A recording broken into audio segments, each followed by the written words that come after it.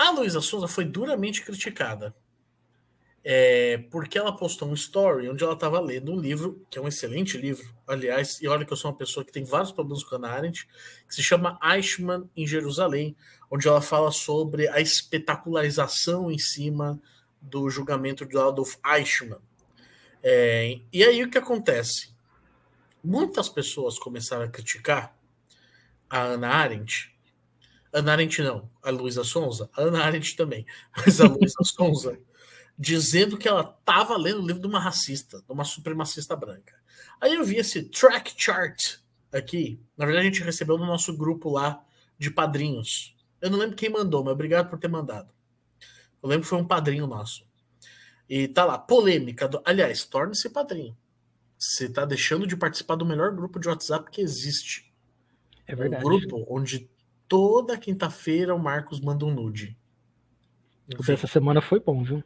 Vai ficar de fora dessa? Porra. E aí, o track chart, que tem esse, inclusive um verificado aqui, diz o seguinte: polêmica, 2 pontos. Internautas se revoltam com Luísa Sonza após a cantora compartilhar um livro escrito por uma supremacista branca em sua rede social.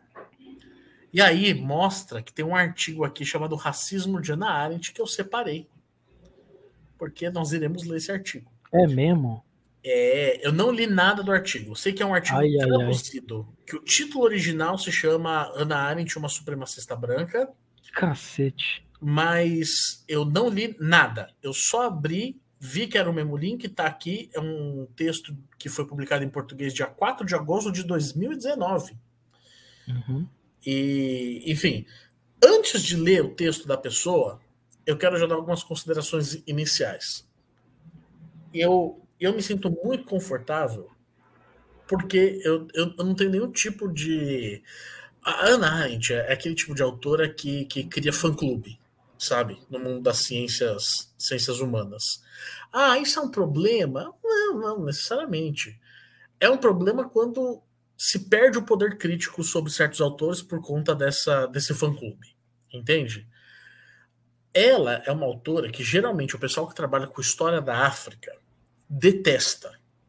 Eu não detesto Hannah Arendt, mas eu acho muito problemático um monte de coisa que ela fala. Ela tem uma visão racial extremamente atrasada pro tempo dela. Ela compra um paradigma hegeliano de África que tá, datado em 100 anos. Sabe? Gente do final do século XIX estava escrevendo as coisas que ela endossa. Então, sim, ela tem olhares sobre questões de etnia, sobre questões raciais que são racistas, que são problemáticas, que existe uma falta de discussão, uma falta de aprimoramento, aprofundamento que ela poderia ter tido naquela época. E principalmente que ela já tinha interlocuções suficientes e possíveis para isso. Ponto. Ela é supremacista branca? De forma nenhuma. De forma nenhuma.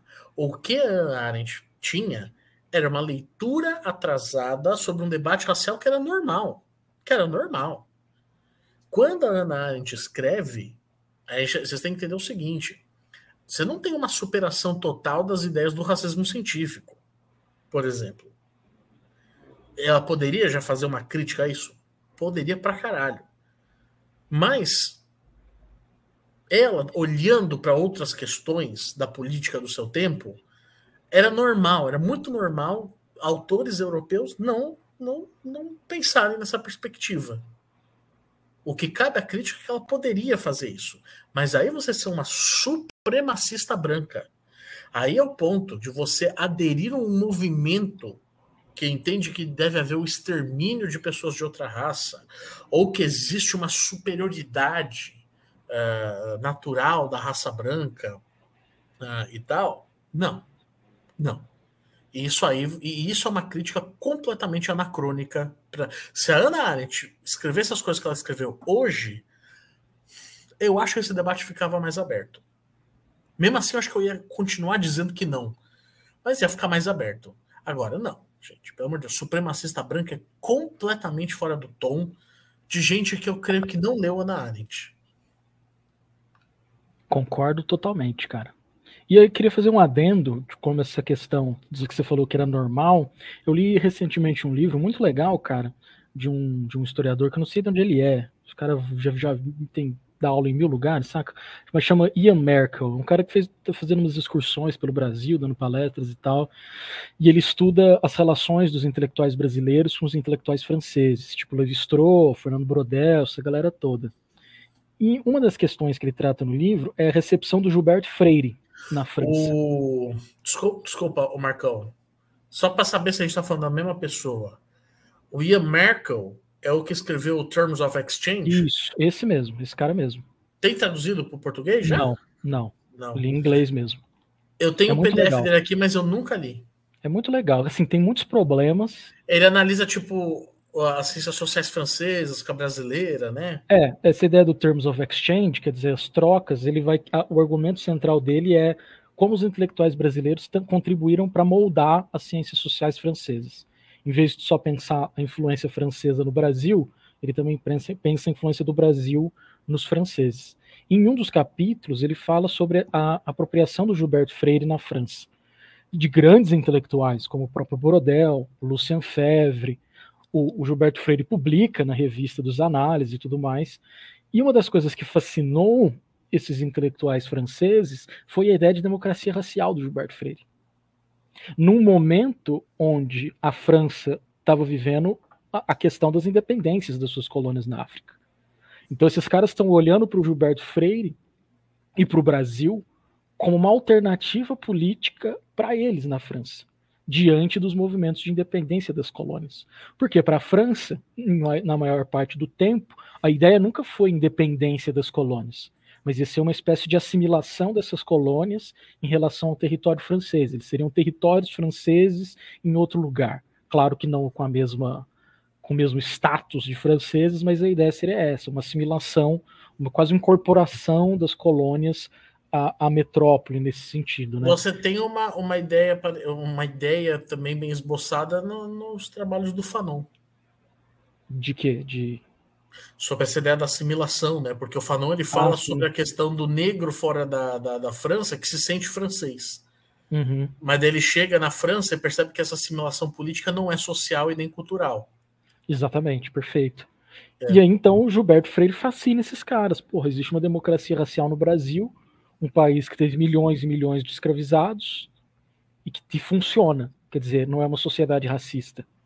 Então, eles incorporam essa visão colonial do Gilberto Freire, porque eles também têm uma visão colonial sobre a França, sobre a África. Então, quer dizer, é normal. Quer dizer, e quando a gente diz é normal, a gente não está querendo dizer que está certo, que está tudo bem. Não é isso.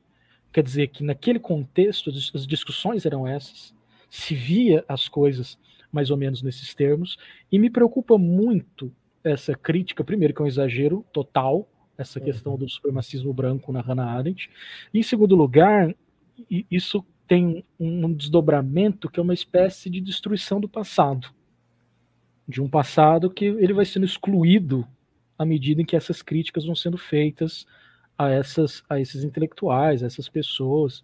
No fim, o que sobra diante dessas críticas? Porque se reduz a obra da Hannah Arendt a isso.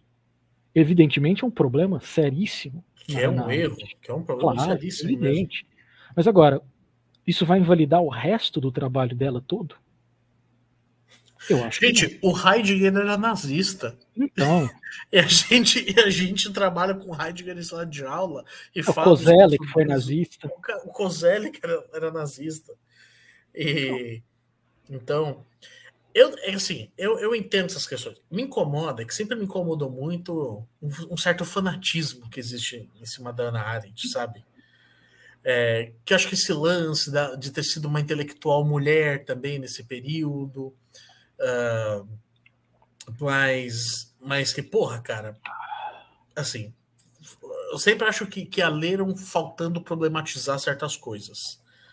Principalmente o que ela fala sobre a África, que é horrível. E eu tenho a impressão de que também só leram um livro, que é o pior dela. O Origens do Totalitarismo. Que não é um bom livro. De fato, Origens do Totalitarismo é um livro bem... Tá na hora da gente já falar que não é um livro legalzão, né? Não, não é. Assim, ele anuncia coisas que ela vai fazer depois. E muito Uhum. melhor do que ela fez lá. Né? Eu acho o Julgamento do Eichmann um livro muito melhor. Entre o Passado e o Futuro, para mim, é maravilhoso. Entre o Passado e o Futuro é um baita livro, hein? Então, é gigantesco, cara. E aí Uhum. você vai te jogar tudo isso fora. É muito complicado. É reducionista, esse é que é o problema. É, E além de ser reducionista, tira toda a complexidade da história. Os sujeitos são contraditórios. exatamente. E se perde o contraditório. A história vira uma coisa maniqueísta, né? Ou é, ou não é. Inclusive em termos identitários também, viu, gente? Que a gente citou o Heidegger, o Koselleck. No Brasil, a gente tem exemplos espantosos sobre isso. O Abdias do Nascimento ele foi integralista, ou integralista. Começo do movimento integralista, o Abdias do Nascimento é incorporado, sabe, ao movimento. Gente, a primeira versão, às vezes a gente não tem essa perspectiva, mas o Raízes do Brasil, do Sérgio Perfeito. Buarque, foi um livro que passou por várias, mas várias transformações, muitas alterações.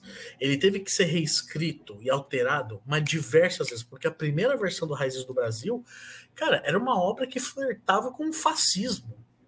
Mas assim, muito de perto, entendeu? Então, Perfeito. então eu gosto muito de usar esse exemplo, porque ninguém vai ficar criticando o Sérgio Buarque de Holanda, né? Ninguém vai falar que ele era racista, ou que ele. Não. Mas a primeira versão de Raiz do Brasil é uma versão que flertou com o fascismo. E Tiveram que que alterar tem, várias vezes. e que tem uma influência do Gilberto Freire também. Nas outras edições, ele vai se distanciando cada vez mais do Gilberto Freire. Então, Uhum. porra, Gilberto Freire fez tanta merda por aí, né? É. E se você leu Casagrande Senzala e ficou incomodado, leia Sobrados e Mucambos. Sobrados e Mucambos é um baita livro do Gilberto Freire. Bom, Mas o Casa Grande Senzala também não é um negócio de você jogar fora. não, ele é ótimo. Eu também acho que É, existem críticas meio anacrônicas, assim. Gente, pelo amor de Deus, o Gilberto Freire escreve Casagrande Senzala, o Brasil não tinha superado o Arthur de Gobineau ainda. então, e ele é um crítico da eugenia, né? Embora seja um cara racista, ele é Sim, avançado nesses termos. mas ele é um livro mega avançado, cara. Pelo É, amor de Deus. É uma obra pioneira de desmontar a tese do racismo científico.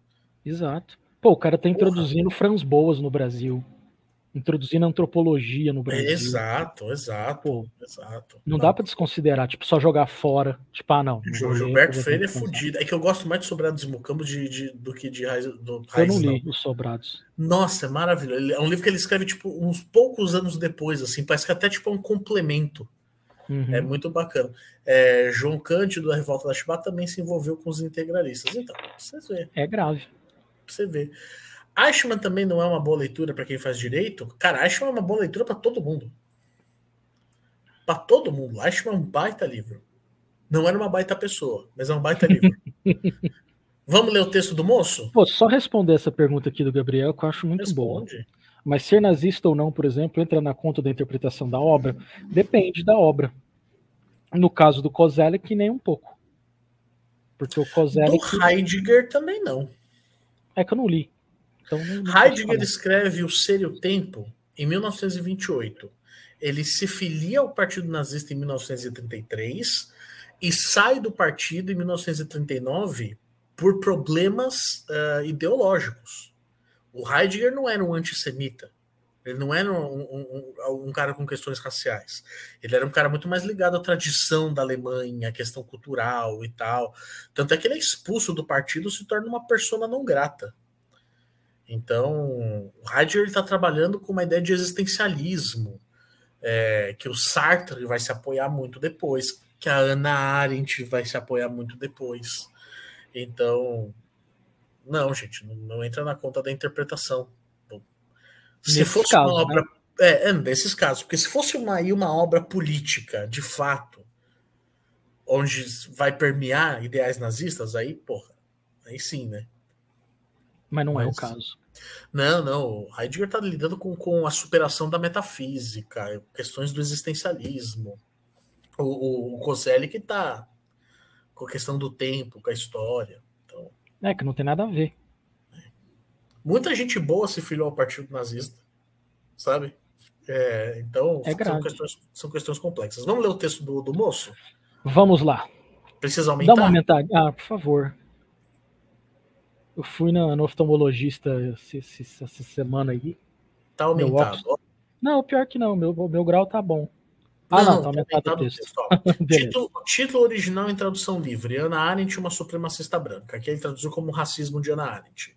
Beleza. Quem é o autor? O autor do texto original? Andrei Santiago. Não, é Seth J. Frontman. Ele escreveu para o The Jerusalem Post. O Andrei Santiago foi o tradutor. O tradutor. Beleza. Vamos lá, então. A gente pode, inclusive, clicar aqui e acessar o texto original. Ninguém quer ver a gente lendo em inglês. Exatamente. Aqui, Ana Arendt, que eu queria dizer que tinha um corte de cabelo belíssimo. Eu acho que poucas pessoas elogiam isso. Você quer que eu leia? Você lê? Não, pode deixar que eu leio. Entre aspas, o direito à livre associação e, consequentemente, a discriminação tem maior validade do que o princípio de igualdade, escreveu Hannah Arendt em 1957, em apoio à segregação do sul dos Estados Unidos. Cacete, hein, cara? Já começou descontextualizando completamente. E sabe o pior, cara? Se tu pega o Origens do Totalitarismo, umas citações soltas assim, ela parece uma puta escrota nessas citações. Caramba, cara. Mas vamos lá. Em uma recente lista dos top 144. Eu quero primeiro dizer que esse número me incomoda muito. Por que top 144? De onde tiraram esse número? Por que não pôs 150, né? Então, mas enfim. Enfim, né? Publicados pela revista israelense Beit Hatzufut, sei lá se é assim aqui, né? A Arendt foi listada junto a 10 heróicos pensadores, próximo de Albert Einstein e Martin Buber. Nascida na Alemanha, Arendt sempre apareceu fortemente nos círculos judaicos. Ela é muitas vezes representada como a intelectual judia consumada e é quase sempre anunciada e elogiada em círculos de judeus, de liberais e progressistas. Mas é hora de contar a verdade sobre Hannah Arendt. Ela não era nenhuma heroína. Calma aí que essa frase me pegou. Agora é hora de contar aquilo que teu professor de história escondeu de você. Ela não era nenhuma heroína. O quê? Cara, isso é verdade, ela não era uma heroína. Mas quem disse que foi? Só os judeus aí. Não, só a lista do Beit Hatzufut sobre o assunto. Ela tá no top 144. Não, tá no top 10. Não, junto a 10 heróicos, né? Não foi. Exatamente. Ela não está no top 10. Pô, sacanagem com a Hannah Arendt, hein? Podia estar aí. Ela era uma supremacista branca, uma intelectual do início do século XX, de uma descendência europeia que combinava nocivas noções de superioridade branca europeia com visão tóxica de mundo. Cacete, cara. O que é isso? Parece um texto de Twitter. O cara pegou a materialidade histórica e mandou pra puta que pariu agora, hein? Puta que pariu. Daqui a pouco vai citar signo. Não, tipo, o problema dela é que ela tem uma descendência europeia e por conta da sua descendência europeia... É uma visão tóxica de mundo. Puta cara, que pariu, hein? Por favor. Ela ridicularizou vastos continentes ao dizer que estavam cheios de selvagens. É verdade, é grave. E não é vastos continentes, é um continente, que é a África.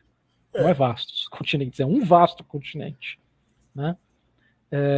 É hora de fechar o livro sobre Hannah Arendt. Ela foi o produto de um século XX brutal e racista, não uma heroína judia, mas uma vilã. Vamos lá explicar essa coisa, porque eu já dei várias palestras, várias aulas, que eu uso um trecho da Hannah Arendt, onde ela usa a palavra selvagens mesmo, dizendo que o começo do século XX da França era um século onde estava muito entusiasmado para estudar os selvagens da África e tal. Isso não é algo que ela está dizendo. Não é algo que ela usou. Essa palavra não é usada deliberadamente. Essa palavra é usada por Hegel. Hegel cria um paradigma da história africana, sendo que não se pode estudar o continente africano porque na África não há civilidade, na África não há traços de civilidade como é encontrado na Europa. Nossa, eu me sinto repetitivo, parece que eu já falei isso 200 vezes. E aí você tem um romance no começo do século XX, que é O Coração das Trevas, que mostra muito isso. Ele faz uma crítica à violência colonial, mas você vai ver a representação dos africanos, é uma representação selvagem. Essa ideia do africano selvagem não é uma ideia do tipo, eles merecem sofrer violência, eles têm que apanhar. Talvez, na perspectiva hegeliana, poderia ser. Mas o século XX, os intelectuais franceses, ingleses, eles estão desconstruindo a ideia de que a violência é um mecanismo de controle para esses povos. Entende? Mas eles estão defendendo, sim, a ideia de uma selvageria, que é comum das ciências humanas europeias nas primeiras décadas do século XX. E não é que ela está tirando do nada, ela está reproduzindo essa visão que foi criada pós-racismo científico na Europa. A crítica ela não está na década de 20, ela não está na década de 30. Ela já tinha interlocução para tentar desconstruir essa visão, mas ela não faz isso. Ela prefere prosseguir. Isso não é ser supremacista. Isso não é ser supremacista, gente. Isso é o momento da ciência. Com as suas contradições, como tem as contradições hoje. Mas esse é o momento da ciência. E é uma merda, cara, essa frase, é hora de fechar o livro. Então, quer dizer, o cara tá dando um veredicto final sobre a Hannah Arendt, né? No maniqueísmo de vilã, heroína. Já a gente vai pesquisar quem é esse cara, mas eu tenho a leve impressão que não é uma pessoa da academia. Se for, é muito grave. Não, porque se for, então isso aqui tá horroroso. Isso aqui tá horrível. Vamos lá, vamos continuar. Ela é a representação de tudo que deu errado quando os judeus na Europa abraçaram o conceito de supremacia racial europeia e uma tentativa de se integrar ao nacionalismo europeu. Caramba, cara, o nacionalismo europeu trucidou os judeus na Europa. Jesus Cristo, o que é isso? Os judeus foram perseguidos exatamente porque não se integravam ao nacionalismo europeu. E isso, não só o nazismo fez isso. O pai de Marx, por exemplo, no século XIX, renunciou ao judaísmo para assumir um cargo público na Alemanha. Porque os judeus não podiam assumir cargos públicos na Alemanha. O próprio Marx faz uma reflexão sobre isso num texto que é sobre a questão judaica, que é os judeus tentando se emancipar enquanto judeus. E a crítica do Marx a isso é que não, vocês não têm que se emancipar enquanto judeus. Nós temos que nos emancipar enquanto humanos. E também muita gente criticou o Marx como antissemita por conta desse texto. Que é, foda, né? Arendt nasceu em Linden, na Alemanha, em 1906. Em 1920, ela estudou na Universidade de Freiburgo. Caralho, com 14 anos ela estava na universidade? Deve ser na década, né? Uhum. Porra, e começou um romance com o filósofo Martin Heidegger. Isso é grave, isso é grave. É grave. Isso é grave, meu. Não devia. Ela completou sua dissertação em 1929. Nossa, não dizer assim, não devia porque o Heidegger era professor da universidade. E o professor não tem que ficar se envolvendo com a aluna, tá? É verdade. E ele também foi cuzão com ela, né, cara? Foi. Mas o Heidegger foi cuzão com uma galera, né? Não é um privilégio da Hannah Arendt, né? Inclusive, deixa eu recomendar, tem um livro chamado Martin Heidegger, A Introdução do Nazismo na Filosofia, que é um livro bem grande, que quem escreveu foi o Emmanuel Fayet. É um puta livro maravilhoso. Ele tem um caráter meio biográfico, tipo, meio que história das ideias, desse período que o Heidegger teve dentro do Partido Nazista, que ele se tornou reitor, que ele foi um dos intelectuais mais importantes da Alemanha e tal. Recomendo para quem tiver paciência para ler, para quem não tiver atolado com outras leituras, para quem tiver um momento sobrando na vida, ou seja, não é para ninguém essa indicação. Vamos lá. Bom, ela completou sua dissertação em 1929 em Heidelberg e fugiu da Alemanha em 1933 com a cessão do nazismo. Ela eventualmente foi parar em Nova York em 1941. No período pós-guerra, ela brevemente administrou a Companhia de Reconstrução Cultural Judaica, uma organização que ajudou a coletar itens culturais judaicos no período pós-guerra na Alemanha. Logo depois, ela publicou As Origens do Totalitarismo, uma das muitas publicações que consolidou ela como uma pensadora. Até Outra, agora, esse foi o único parágrafo que prestou desse texto. E olha que só tem dados biográficos aqui. Pois é.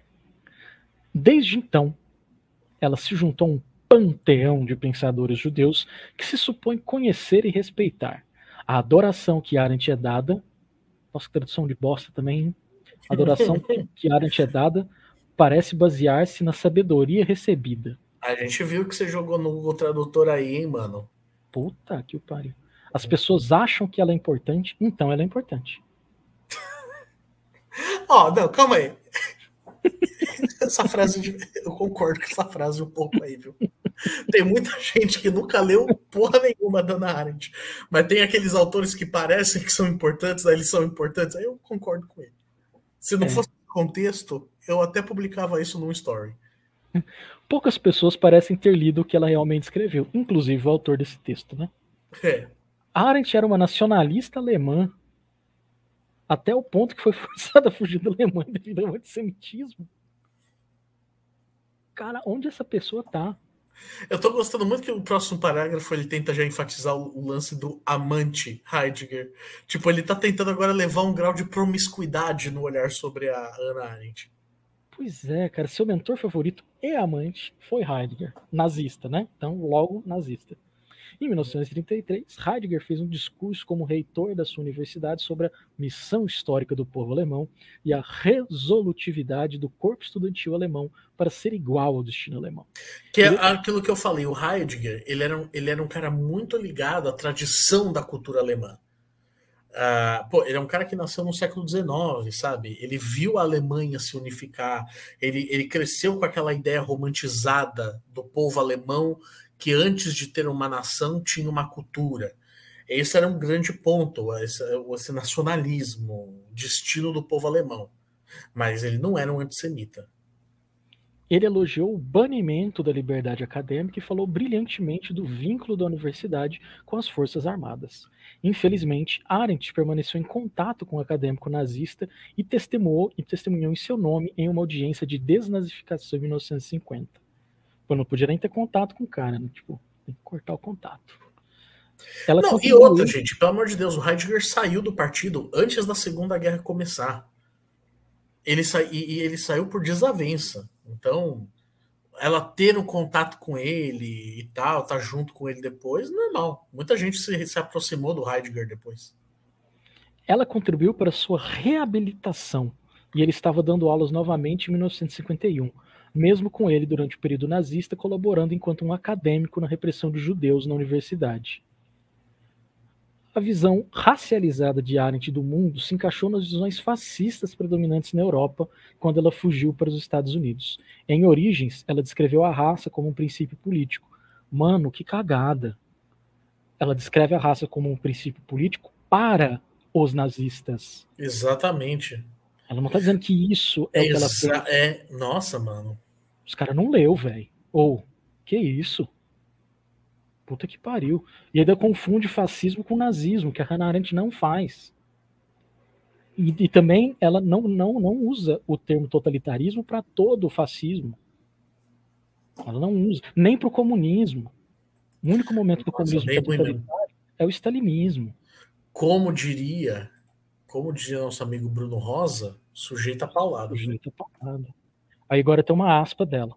A raça foi resposta dos Boers, sul-africanos de descendência europeia, à monstruosidade esmagadora da África, um continente inteiro povoado e superpovoado por selvagens. E qual é o contexto que ela está falando isso?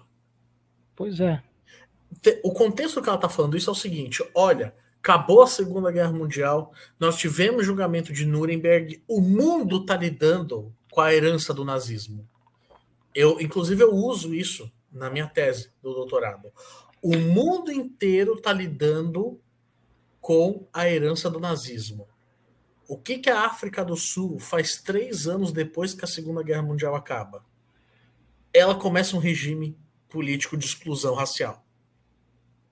Ela não está falando que isso é ótimo, que isso é bom, que, nossa, olha só que exemplo bom dos Boeres. Não. O é uma termo coisa legal. selvagem é aquela coisa, de novo, o termo selvagem, sabe? Bom, já expliquei mais uma vez, momento das ciências humanas, o termo selvagem ele está sendo utilizado, é mesmo. Ela É, poderia não usar, mas usa. Mas não quer dizer nossa, olha só que filha da puta. Ela não está elogiando o apartheid, gente. e tem uma outra coisa errada aí também, que é a visão racializada de Arendt. Ela não está partindo da raça para explicar nada. Ela não tem uma visão racializada da história. Ela está dizendo que os nazistas têm uma visão racializada da história. Ela está criticando isso. Né? É uma outra questão. Né? Bom, vamos lá, que parece que piora. Ela escreve sobre o continente negro, onde um mundo de selvagens nativos era um cenário perfeito para homens que haviam escapado da realidade da civilização. Vou baixar um pouquinho aí. Pegou o negócio aí. Aí. Cadê? Seres humanos que, vivendo sem o propósito de um futuro e a realização de um passado, eram tão incompreensíveis quanto os internos de um hospício. Uma Mas comparação bem sim, merda. porra, é o que, infelizmente, muita parte da literatura. Gente, pelo amor de Deus, o que existia de literatura sobre a África? O que os europeus escreviam. O que os autores, o primeiro autor africano que vai se popularizar com a literatura africana é o Chinua Achebe, e foi mais ou menos nessa época aí.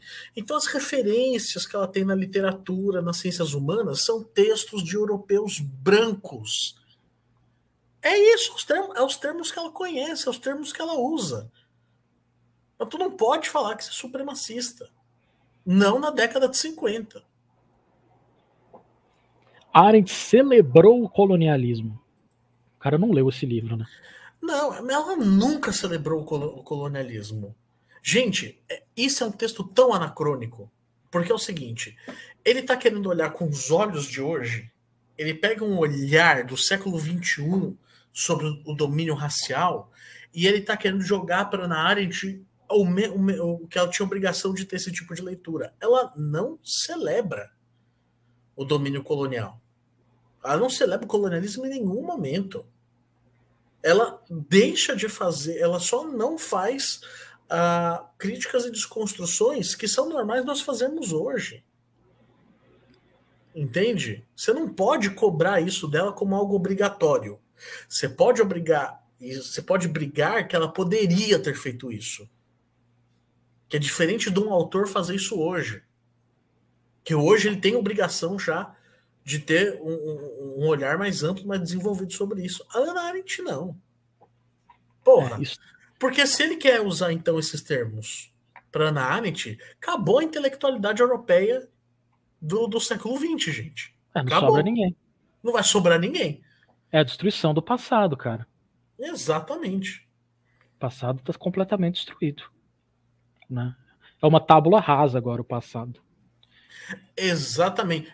Assim, é bem parece que no sentido dos empiristas, sabe? Da modernidade. Você criar uma tábula rasa, a gente vai começar a completar agora o passado. Tô começando do zero agora. Eu vou usar o meu senso crítico do século XXI, de décadas e décadas e décadas de construção do conhecimento, para. É grave, né, cara? Chamando uma forma de conquista sendo levada a países exóticos. Pô, ela tá explicando o que é o colonialismo. Ela não tá celebrando. Gente, Essa é a visão. isso é 1951. Nossa, cara. Exterminar as populações nativas estava bem, porque estava quase continuando a tradição de suas próprias tribos. Exterminação de tribos hostis tem sido quase a regra geral de todas as guerras nativas na África. Outra citação muito fora de contexto, né? Nossa, cara, total, total. E sabe, eu tô com raiva de ler isso, porque eu tô fazendo um negócio que eu não gosto, que eu tenho que ficar defendendo a Hannah Arendt. Você vê. Puta que pariu, olha as coisas que vocês me obrigam a fazer. Esta é a escrita da grande erudita e da heroína judia, com a qual muitas pessoas se tornam poéticas. Que? Essa tradução também, hein?